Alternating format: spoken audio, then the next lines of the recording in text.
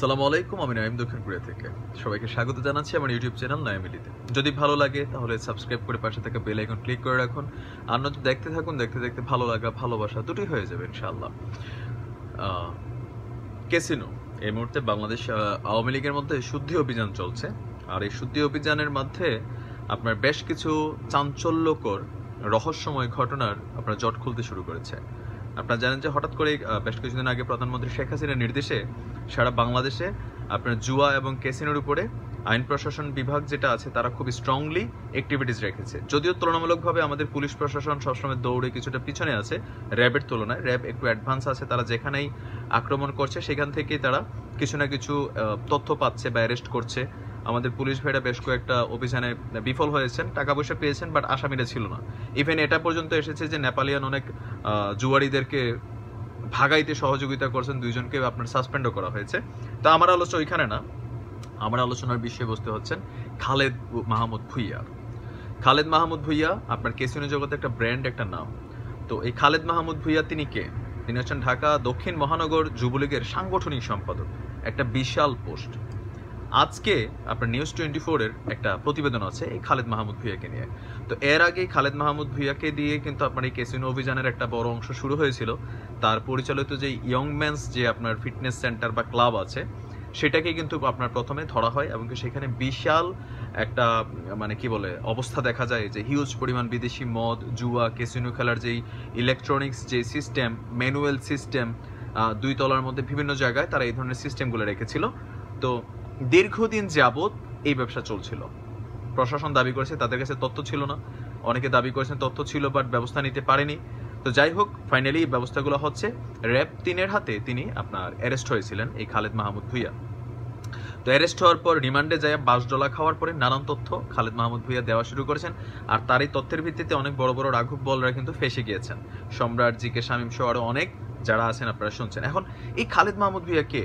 অনেকের মনে একটা কনফিউশন আজকে নিউজ 24 একটা চ্যানেলের খবরে ক্লিয়ার করে দিয়েছে। এমনকি মানে আপনাকে চমকানোর মতো খবর যে খালেদ মাহমুদ ভুঁইয়া বাংলাদেশের রানিং প্রধানমন্ত্রী শেখ হাসিনাকে 1989 সালে তাকে যে হত্যা মামলার জন্য যারা আসামি ছিলেন, তাকে যে হত্যার প্রচেষ্টা করা হয়, সেই আসামিদের মধ্যে সশরীরে স্পটে উপস্থিত থাকা আসামিদের একজন হচ্ছেন এই খালেদ মাহমুদ ভুঁইয়া। জি, আমি আপনাদেরকে অডিও ক্লিপটা শোনাবো। নিউজ 24 এর ভিডিও ক্লিপ দিলে একটু কপিরাইট ক্লেম আছে, সেই কারণে আমি আপনাদেরকে শোনাবো। আমি আমার কথাগুলো বলে নিচ্ছি। না, এক কাজ করেন, আপনারা শুনে আসেন, আমি আপনাদেরকে ক্লিপটা শোনাচ্ছি। 1989 সালে বর্তমান প্রধানমন্ত্রী শেখ হাসিনাকে হত্যা চেষ্টা মামলার আসামি ছিলেন। অভিযোগ আছে ধানমন্ডি 32 নম্বরে বঙ্গবন্ধু কন্যা শেখ হাসিনাকে হত্যার চেষ্টার সময় সশরীরে উপস্থিত ছিলেন খালেদ। তার যোগসূত্র তৎকালীন ফ্রিডম পার্টির সাথে। ওই হামলা মামলা সহ আরো অনেক আলোচিত হত্যা মামলার আসামি হয়েও কাঠগড়ায় দাঁড়াতে হয়নি তাকে। প্রভাবশালী আইনজীবী বাবা বাঁচিয়ে দিয়েছেন প্রতিবারই। এরপর আবার ভোল পাল্টে অর্থ আর ক্ষমতার জোরে বাগিয়ে নেন মহানগর দক্ষিণ যুবলীগের সাংগঠনিক সম্পাদকের মতো গুরুত্বপূর্ণ পদ। মালিক হন অঢেল সম্পদের।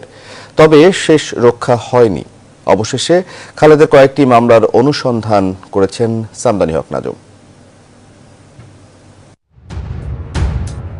দীর্ঘদিন ধরে অভিযোগ, ফ্রিডম পার্টির কর্মী ছিলেন যুবলীগ থেকে সদ্য বহিষ্কৃত ও গ্রেপ্তার হওয়া নেতা খালেদ মাহমুদ ভুঁইয়া। শুধু তাই নয়, 1989 সালে শেখ হাসিনাকে হত্যার উদ্দেশ্যে ধানমন্ডি 32 নম্বরে হামলায় অংশও নেয় সে। 2017 সালে মামলার রায়ে ফ্রিডম পার্টির মানিক মুরাদ সহ 11 জনের 20 বছর করে সাজা হলেও বেঁচে যান খালেদ।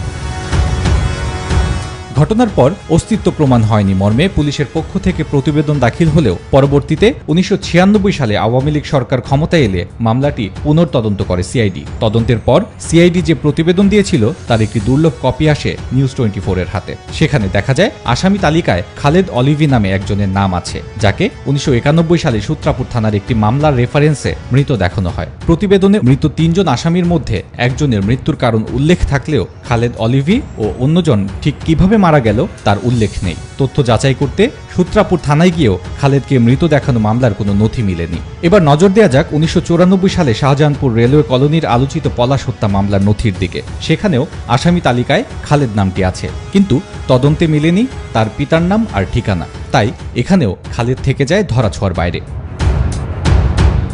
একাধিক মামলায় শাহজাহানপুরের শীর্ষ সন্ত্রাসী ও ফ্রিডম পার্টির ক্যাডার মানিকের সাথে খালেদ নামটিও এসেছে। আর সে সময়কার শীর্ষ সন্ত্রাসী মানিকের ছায়াতেই বেড়ে ওঠেন খালেদ মাহমুদ ভূঁইয়া, বলছিলেন খালেদের প্রতিবেশীরা।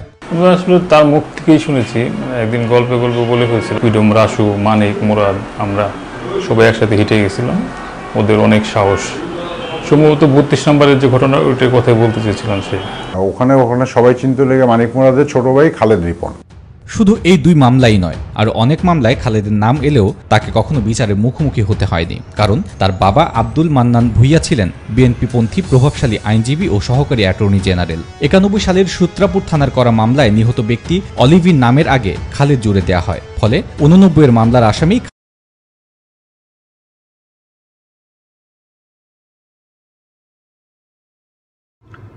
কি মনে হচ্ছে?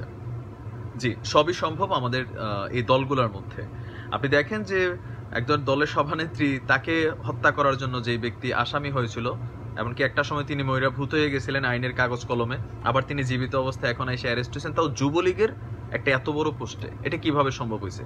তার মানে এখান থেকে একটা জিনিস খুব স্পষ্ট, আমি সবসময় আমার বেশিরভাগ ভিডিওতে বলি, যারা রাজনীতি করি, আমরা যারা রাজনীতি পছন্দ করি, যারা দলের জন্য রাজনীতি করে, তারা বেসিক্যালি কখনো পোস্ট পায় না। কেন পায় না?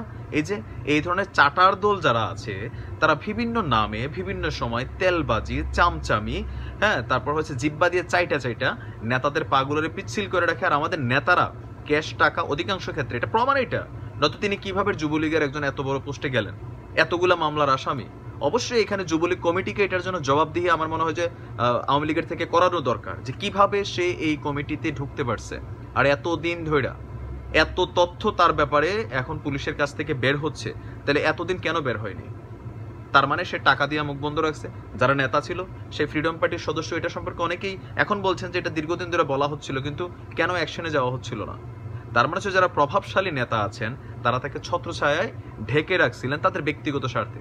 তার মানে এখানে যারা বলেন শেখ হাসিনার জন্য জীবন দিতে প্রস্তুত, তাহলে এই নেতা যারা যুবলীগের এই কমিটিটা করে দিয়েছে, ঢাকা দক্ষিণ মহানগরের যে কমিটিটা করা হয়েছে, যারা এই কমিটিকে অ্যাপ্রুভ করেছে, যারা এটার ব্যাপারে ইনভেস্টিগেশন করেছে, যারা দায়িত্বশীল ছিল, যাদের কাছে বিভিন্ন সময় তার ব্যাপারে ইনফরমেশন আসার পরেও অ্যারেস্ট হওয়ার আগের দিন পর্যন্ত তার ব্যাপারে কেউ মুখ খোলেননি, তারা কারা? তারা আওয়ামী লীগের ভিতরেই থাকা আওয়ামী লীগের শত্রু। তাদের ব্যাপারে আমার মনে হয় যে প্রধানমন্ত্রী শেখ হাসিনার দৃষ্টান্তমূলক শাস্তি দরকার, কারণ ঘরের শত্রু বিভীষণ একটা কথা আছে। আওয়ামী লীগের ভিতরে এরকম অনেক নেতা আছেন যারা মুজিব কোট লাগান, উপরে চশমা পরেন, মোস্টোস রাখেন, বক্তৃতার আগে পিছে কোন বঙ্গবন্ধু শেখ মুজিবুর নাম বেচেন, অন্তরের ভিতরে, এই কোটের ভিতরে তারা খুবই চাটুকার শ্রেণীর মানুষ, ধান্দাবাজ, দালাল টাইপের মানুষ। মানে প্রয়োজনে বললাম না যে যেই নেত্রীর দল আপনি করেন, যারে নিয়ে কথা কোন, যার বাবারে নিয়ে আপনার এত আদর্শ, আপনার ভিতরে আদর্শ কই, চুরি বাটফারি, আপনি সব জানি না, এতদিন চুপ ছিলেন কেন? আমার তো মনে হয় যে খালেদের তো শাস্তি এখন হবেই, সে আর বের হতে পারবে না, কিন্তু যারা এই খালেদকে এই পোস্টগুলোতে যেতে সাহায্য করেছে, তাদের ব্যাপারে প্রধানমন্ত্রী শেখ হাসিনা কি দৃষ্টান্ত নেন? অনেক সময় হয় নিজের সন্তানের উপরে শাসনটা, ন্যায় নীতিটা ঠিক রাখা খুব কষ্টকর হয়, বাট আমার মনে হয় যে এটা প্রধানমন্ত্রী শেখ হাসিনার খুবই স্ট্রংলি বিষয়টাকে আমলে নেওয়া দরকার। ইভেন যারা আওয়ামী লীগের প্রেসিডিয়াম কমিটির সদস্য আছেন, বা যারা নীতি নির্ধারক কমিটির ফোরামের মধ্যে যারা আছেন, নয়তো এরকম বহুত খালেদ দেখেন বাংলাদেশে এরকম দলে ঢুকে আছে, বর্তমান সরকারের বড় বড় পোস্টগুলো দখল করে টাকার মাধ্যমে, চাটুকারিতার মাধ্যমে। বিএনপির মধ্যে এরকম অনেকে আছে যারা ধরেন বড় বড় পোস্টগুলো অন্য দল থেকে ঢুকে গিয়া আপনার দল যখন ক্ষমতায় থাকে ওই সুবিধাটা তারা নেয়, তারা ফ্লেভার নেয়। তাদের ব্যাপারে এই হাইব্রিড নেতাদের বিরুদ্ধে দলীয় কর্মীদেরও যথেষ্ট আপনার কি বলে সমালোচনা আছে, তারপরেও গরিবের কথা কেউ শোনে না। একজন সাধারণ কর্মী, তার বাপের টাকা নাই, সে তো নেতার থেকে পোস্ট পাবে না। একটা যে রাজনীতির তার হক আছে, একটা পোস্টের সে যোগ্য, তারপরে তার জন্য পোস্ট নেই কেন? তার টাকা নাই, সেই নেতারা তেলবাজি করে না। আমার মতন মানুষ যারা, তারা রাজনীতির বাহিরে থেকেই কথা বলতে, আমরা ভিতরে গেলে আমাদেরও পোস্ট দিবে না, কবে এত উচিত কথা বলা ভালো না, তুমি জানো না, ফাজলামি করো মিয়া। ঠিক আছে, এটাই হচ্ছে বাস্তবতা সমাজের বর্তমান। তো যাই হোক, আমার কথাই হয়তো অনেকে মনে কষ্ট পাবেন, অনেকে আবার আপনাদের কাছে ভালো লাগবে, বাট আপনি আপনার বিবেককে প্রশ্ন করুন, যদি আপনি আওয়ামী লীগের কর্মী হয়ে থাকেন, আপনি যদি অরিজিনালি শেখ হাসিনার ভালোবেসে থাকেন, তাহলে তাদের ব্যাপারে যারা এই কমিটিকে অ্যাপ্রুভ করছে, যারা ইনভেস্টিগেশন করছে, যারা কমিটিকে অ্যাপ্রুভ করার পরে এই ব্যাপারগুলো কানে জানার পরেও তারা এই ব্যাপারটাতে সামনের দিকে যায় নাই, তারা কারা? তাদেরকে চিহ্নিত করে দৃষ্টান্তমূলক শাস্তি শেখ হাসিনার দিতে হবে। এটা আমাদের সময়ের দাবি। আমার মনে হয় এটা সবার দাবি হওয়া উচিত।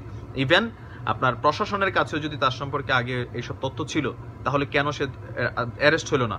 আর এতদিন পর্যন্ত সে কিভাবে থাকলো? তার মানে এটার মধ্যে আওয়ামী লীগের ভিতরে যারা আছে, যারা ভাগে খাইতো, যারা মানে কি বলে মিল্লা জিল্লা গিলতো, তারা কিন্তু জড়িত সবাই। চাটুকারিতে আমাদের হয় না বস, কি করব? তো ভালো থাকবেন, সুস্থ থাকবেন। যদি ভালো লাগে সাবস্ক্রাইব করে পাশে থেকে বেল আইকনটা ক্লিক করুন। আজকের মতো এখানে বিদায়। আসসালামু আলাইকুম।